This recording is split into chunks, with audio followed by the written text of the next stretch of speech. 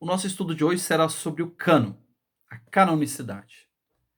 Cano quer dizer cana, bastão, né, passou a significar medida, régua, em sentido metafórico, designa regra, modelo, norma. Quando vocês me verem aqui olhando para o lado, não é que eu estou tendo uma visão de um anjo, não, tá? É porque eu deixo meu computador aberto aqui com os slides que eu posso disponibilizar para quem precisar, no e-mail moisesnacruz@hotmail.com, mas são os slides que eu estou olhando aqui. Então, o que acontece? Por exemplo, peguemos o livro de Tobias. Vai procurar esse livro de Tobias na Bíblia evangélica, não tem. Aí um problema de canonicidade, porque o cano católico ele é maior. E a igreja só bateu o martelo definindo realmente quais livros compõem o seu cano no Concílio de Trento, 1547 por aí. Quer dizer, antes disso não tinha definido. Claro, já tinha a tradição eclesial que considerava um livro ou outro. Mas, por exemplo, Jerônimo, quando traduziu do grego para o latim, ele não considerou Tobias como um livro canônico. Por isso que fez uma tradução rápida e até problemática. Mas veja que, como a gente já falava sobre tradição e Sagrada Escritura, é a igreja que define o que é o cano. Por isso que eu gosto de dizer que eu não conheço um outro Jesus senão aquele revelado pela igreja. Porque tudo que eu sei sobre Jesus foi a igreja que me revelou. Ah, mas foi a Bíblia? Sim, mas foi a igreja que me disse que essa palavra aqui é Bíblia. Foi a igreja quem definiu, senão eu não saberia. E nem teria chegado até mim. Então, essa canonicidade. Por isso que o católico, a gente vai ver mais para frente, tem 7 livros a mais do que os evangélicos. Agora veja, quais são os critérios para definir a canonicidade?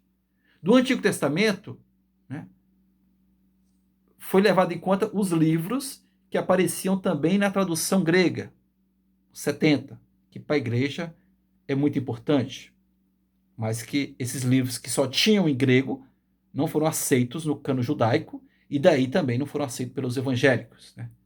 Por isso que quando você pega Tobias, Judite, 1 Macabeus, 2 Macabeus, Baruque, Sabedoria Eclesiástico, por que não tem na Bíblia evangélica? Porque não tinha um original em hebraico e só era considerado como canônico aqueles que tinham original em hebraico, da mesma forma como acreditavam os judeus. Quais são os critérios, então? A igreja aceitou os livros que tinham também na versão 70, versão grega do Antigo Testamento, o uso na liturgia e o uso no Novo Testamento. Então, foram basicamente 3 critérios que orientaram a Igreja Católica a definir o seu cânon no Antigo Testamento. A citação, a referência também na Bíblia 70, que é a tradução grega do Antigo Testamento, o uso na liturgia e o uso nos escritos do Novo Testamento. E quais foram os critérios para o Novo Testamento? Aí é um pouco mais amplo, né? A origem apostólica, é o primeiro. Este livro tem como base um apóstolo, partiu de um apóstolo. Não quer dizer que foi o próprio apóstolo que escreveu todos os livros, que João realmente foi quem escreveu o Evangelho, o Apocalipse, não.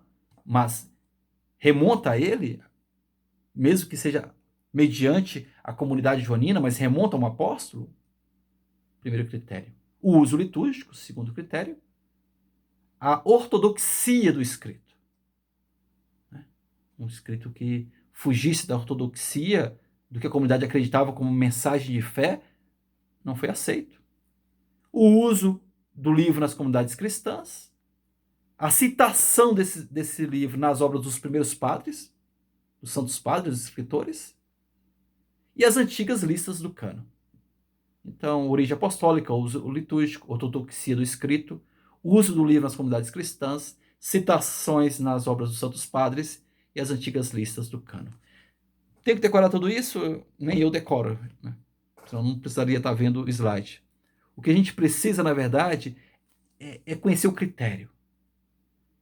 A Bíblia é aquilo que a comunidade cristã olhou e se reconheceu. Olhou e falou: eu sou isso aqui. Eu deveria ser essa palavra. É bonita essa expressão que o catecismo traz, como que um espelho. Quem nós somos realmente? Nós somos o que a Bíblia diz. Ah, mas a gente não segue tudo. Deveria. Mas o nosso ser, a nossa essência está ali. Ainda que não consigamos, né, durante essa peregrinação terrena. Mas, por exemplo, Atos dos Apóstolos apresenta de fato quem é a igreja. Aquela comunidade que tinha um coração e uma só alma. Ah, na prática não é desse jeito. Olha para a Bíblia para descobrir quem nós somos. Então, gente, esse é o critério primeiro da canonicidade. E basta a gente entender uma coisa. Quem definiu para mim o que é palavra de Deus ou não foi a igreja. Então, é difícil conseguir ler essa palavra fora de uma comunidade, de modo isolado. A Bíblia não foi escrita individualmente e nem deve ser lida. Pelo contrário, é para ser lida em comunidade e para ser lida no Espírito, porque foi escrita no Espírito.